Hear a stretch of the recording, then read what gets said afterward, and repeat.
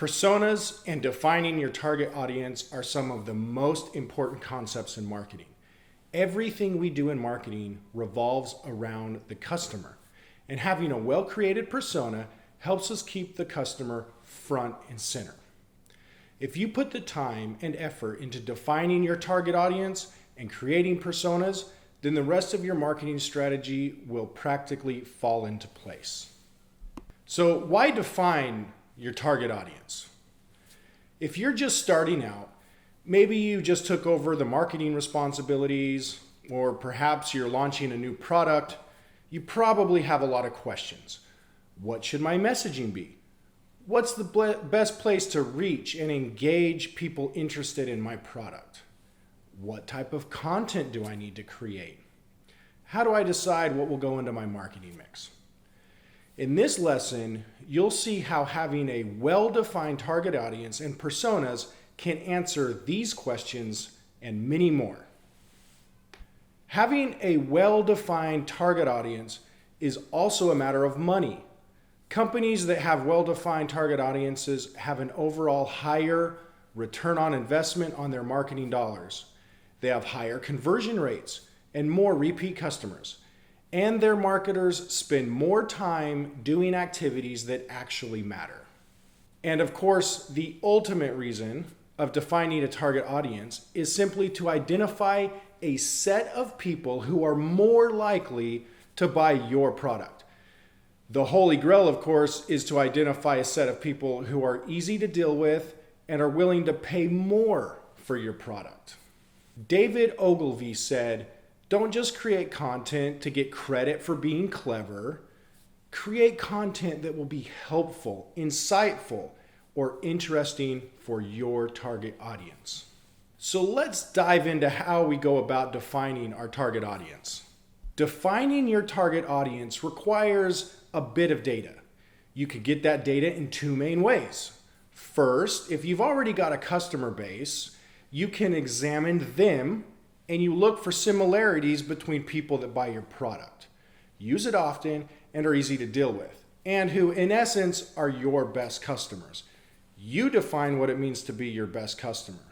And once you've identified what that means, you look for characteristics that would help you identify those best customers. The second way is to do some good old-fashioned market research. I've got an entire video on market research, so you can take a dive into that later. If your product is new or you don't have enough customers or data on your customers, you'll have to do some research. But the goal is the same. You're trying to identify characteristics of people who are more likely to buy your product.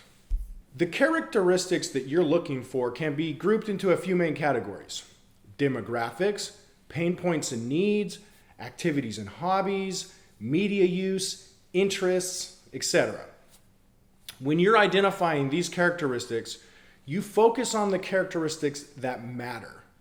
For example, if both men and women are just as likely to buy your product, then there's no reason to add gender to your target audience.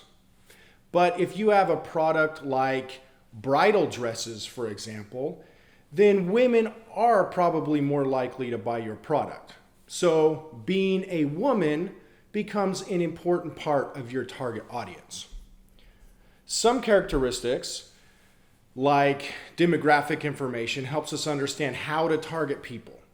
Some characteristics, like pain points and needs, helps us to know what to say or how to position our product.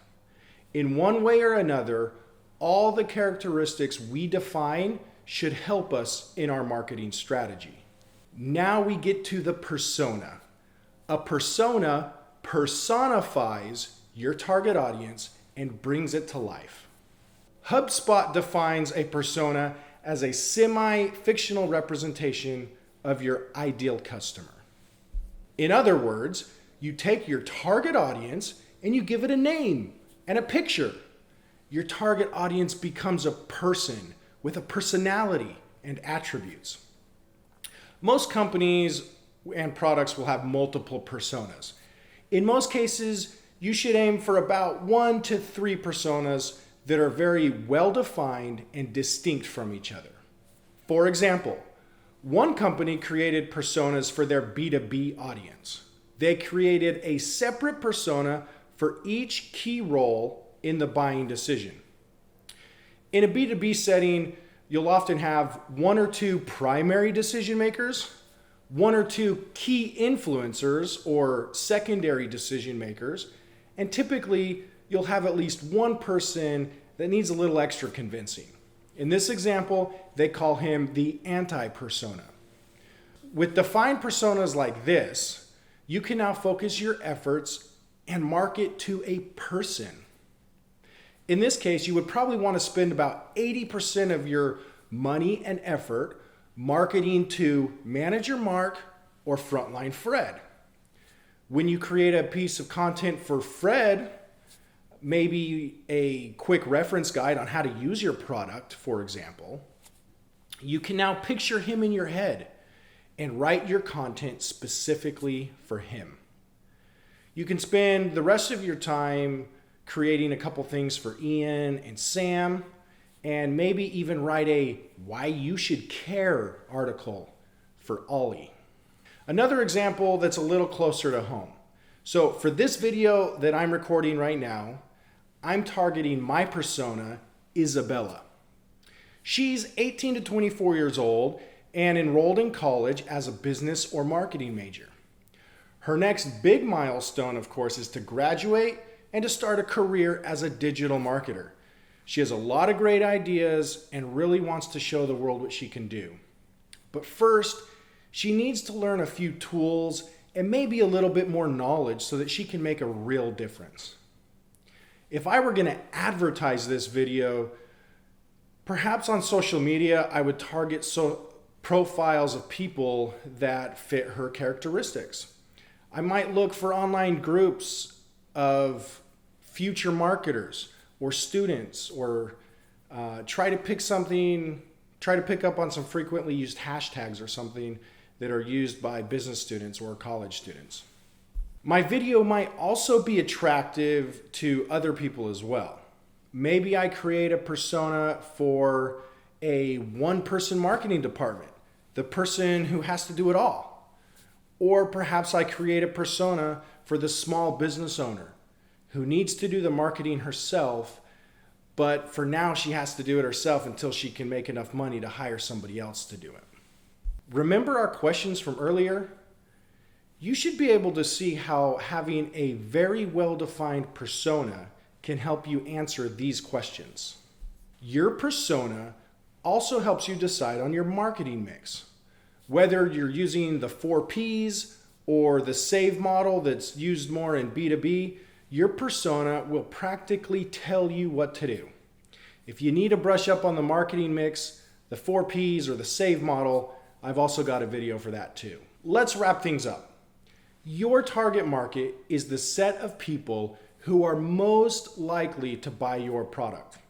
Defining it well will increase your overall marketing ROI. Your persona brings your target market to life and gives you a person to think about as you create content and optimize your marketing mix. Thank you, and best of luck in your marketing endeavors. A link to a free PDF of the lesson slides can be found down in the description.